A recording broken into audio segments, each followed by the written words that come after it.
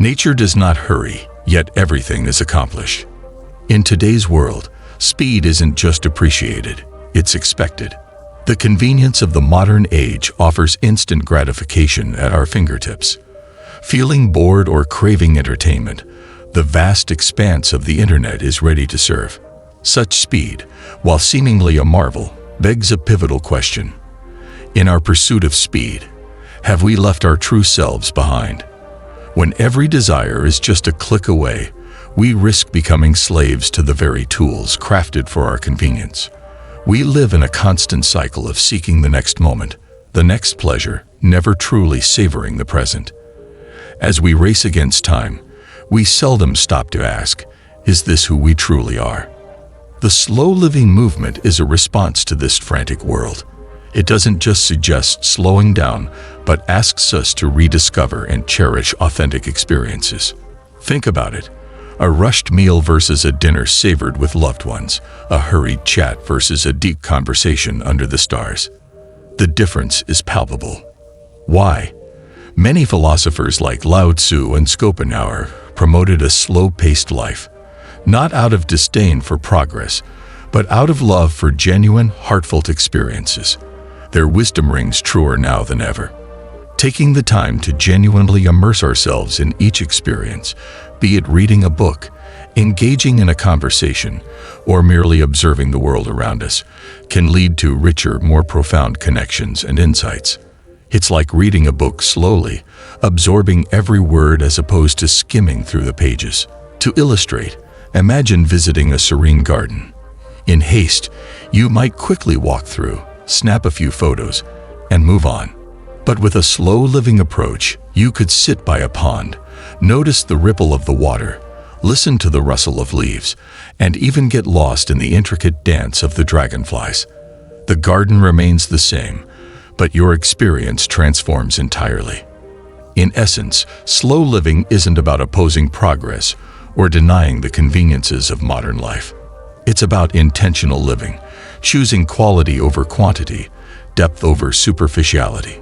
It's a quest for a life that resonates with our true selves, a life where every moment is an experience, every experience is a treasure, and every treasure is a step closer to discovering who we truly are.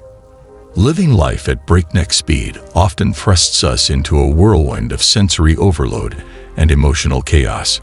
When every moment is jam-packed with activities and tasks, our minds rarely find the peace they need to process, reflect, and truly engage. Imagine being at a grand orchestra, but being rushed from one section to the next. You hear the violins, then the cellos, then the trumpets, but you never really grasp the symphony's soul. In a similar vein, when we're perpetually in motion, life's melodious nuances, the soft hum of a breeze, the rhythm of a loved one's laughter, or the taste of a perfectly brewed cup of tea, might elude us. Haste doesn't merely rob us of these moments, it extracts a steeper price. The mental and emotional toll of never slowing down manifests as burnout, anxiety, and even despair. This perpetual chase, always running towards the next big thing, overshadows the beauty of the here and now. Such relentless pursuit often blinds us to the simple joys that dot our lives, joys that require no achievement but only awareness. In the relentless march of progress, where the emphasis is on more and faster, pausing might seem alien. Yet this stillness might be our gateway to authentic joy, fulfillment, and contentment. Echoing these thoughts, the ancient Greek philosopher Epicurus extolled the virtues of a simpler existence. For him, life's greatest joys were not in lavish feasts, but in modest meals shared with friends.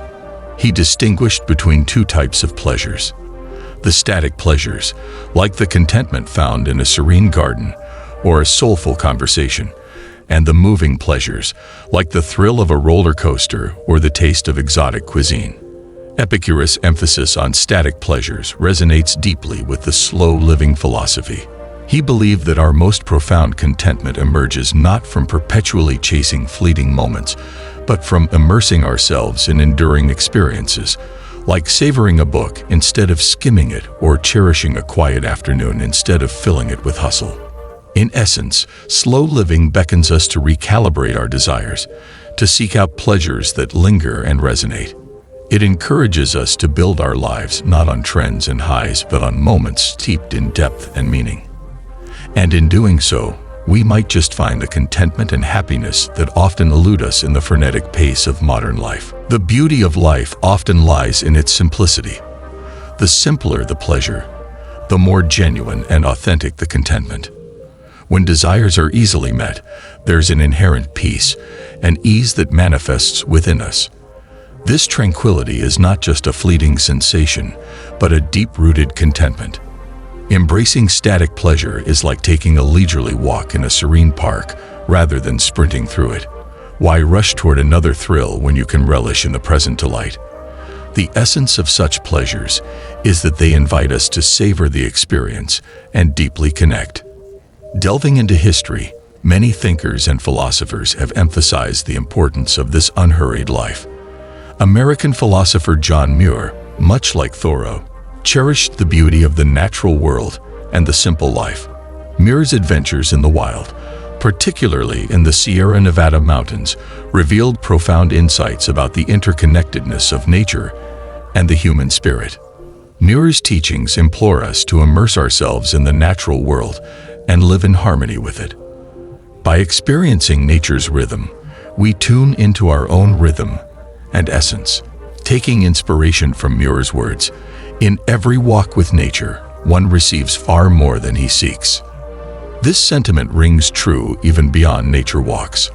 When we slow down, we don't just see life. We experience it, feel it, and truly live it. Turning our gaze to the east, the ancient wisdom of Lao Tzu echoes a similar sentiment. He reminded us that nature, in all its grandeur, doesn't rush, yet everything finds its place. Everything blossoms in its own time. The river's carved valley is not the work of a day, but of millennia. Trees don't grow to towering heights overnight, but over years of slow, deliberate growth. Lao Tzu's teachings, especially the idea of Wu Wei, which we discussed in a previous video, delve deep into this idea of non-action or effortless action. It's not about an activity, but rather about understanding that sometimes the most profound actions come from stillness. It means not swimming against the tide, but moving with the ebb and flow of life's currents. Such wisdom holds an echo in the modern slow living movement, emphasizing equilibrium and harmony. It's not about achieving less, but about achieving with grace, purpose, and joy, without being driven to the edge. Similarly, the profound insights of Arthur Schopenhauer come to mind. He perceived the relentless pursuit in contemporary life as a blockade to genuine happiness. In his works, he pondered on the idea that the frenzied pace of life, the ceaseless aspirations, often leave us drained and disconnected from what happiness truly means. Without directly quoting him, his beliefs revolve around the notion that in our rush to grab hold of everything, we often end up holding nothing meaningful. Schopenhauer's introspection teaches us to peel back layers of societal expectations and desires, to stand still and question what truly brings joy, what resonates deep within. He believed in seeking out simplicity amidst the chaos and finding pockets of serenity in a world that continually clamors for more. In essence, whether it's the philosophy of Muir, the teachings of Lao Tzu, or the introspections of Schopenhauer, a common thread weaves through them all. They all invite us to slow down, to seek balance, and to cherish the profound depth and simple pleasures.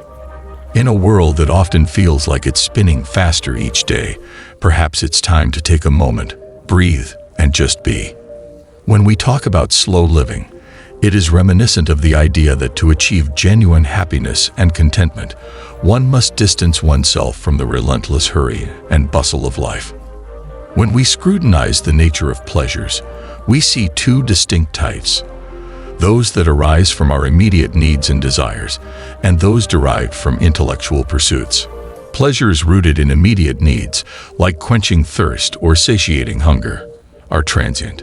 They offer a brief respite, but don't assure lasting contentment. Such pleasures are often cyclic.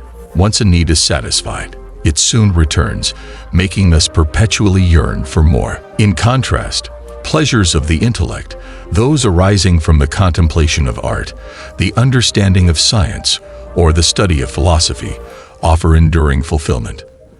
They're not merely momentary distractions but avenues for profound thought and personal growth. And the beauty of these intellectual pleasures is their accessibility. They often don't require lavish expenditures or specific conditions, but a keen mind and a willingness to delve deep. Delving into the teachings of Stoicism, there's wisdom that aligns beautifully with the ethos of slow living. The Stoics regarded tranquility as a pinnacle of existence and gave straightforward advice on achieving it. In essence, if one seeks peace, one should focus on doing less but ensuring whatever is done aligns with one's essence or purpose. In doing so, there's a dual benefit: achieving tranquility while ensuring actions are meaningful. A majority of our actions and words might not be necessary. Filtering them out can free up time and bring about the serenity we often crave. Once implied here is the essence of slow living: prioritizing, focusing on the essential, and decluttering one's life from the unnecessary. Doing everything in a frenzy only breeds stress, while a deliberate, paced approach not only enhances the quality of our actions, but also offers a more peaceful and meaningful life. But how can we translate this philosophy into tangible steps in our daily lives? Slow living doesn't necessarily mean moving to a cabin in the woods or abandoning all modern amenities. It's more about incorporating a mindset. Start by evaluating your daily routine. Do you find yourself overwhelmed with back-to-back commitments? Perhaps it's time to declutter your schedule. Learn to say no to tasks or events that don't align with your core values. Remember, every yes is a no to something else, potentially something more vital. Take intentional breaks to reconnect with yourself, nature, or loved ones. These moments of pause can rejuvenate your spirit, making you more effective in your endeavors. In conclusion, slow living is a philosophy and a way of life. It's about seeking depth over breadth, quality over quantity, and genuinely experiencing each moment rather than merely passing through it. In a world that's always rushing forward, perhaps it's time to take a step back, breathe, and savor the journey. Disconnecting from technology is undeniably a potent method for immersing oneself in the world of slow living. Our present age, marked by technological marvels, often sees us tethered to devices, receiving constant notifications, and caught in a web of digital communication. While slow living doesn't advocate for complete abandonment of these tools, it emphasizes a more discerning and mindful usage. Regularly disconnecting, especially during meals or moments of personal reflection, is a straightforward step. Such breaks help us refocus, realigning our attention to the present moment and away from the ceaseless influx of information. This recentering can be a bond for the mental fatigue technology often induces. However, mere disconnection isn't enough. Replacing that void with mindfulness practices can have profound effects on our well-being. Mindfulness anchors us in the present, emphasizing complete immersion in the current task or experience. Activities like meditation and yoga are not just physical or mental exercises. They are gateways to this present-focused mindset. When practiced consistently, they foster a heightened awareness of our surroundings, emotions, and reactions, making us more attuned and responsive to life's ebbs and flows. Another exercise is mindful walking. The aim isn't to reach a destination, but to soak in the journey, to relish the rustle of leaves, the texture of bark, the play of light and shadow, and the myriad sounds and sights that nature offers. Such immersion has been shown to significantly decrease stress levels and enhance well-being. In a world that often glorifies speed, efficiency, and multitasking, the allure of the fast lane can be intoxicating. However, the world's pace often leaves us feeling drained, disconnected, and unfulfilled. Contrary to this, slow living offers a richer experience. By choosing to embrace life more deliberately and profoundly, we discover that less is indeed more. Through it, we unearth the joys of deep connection, presence, and the simple yet profound pleasure of just being. Thank you for watching. If you enjoyed this content, please like and subscribe for more insightful videos. Until next time, take care and goodbye.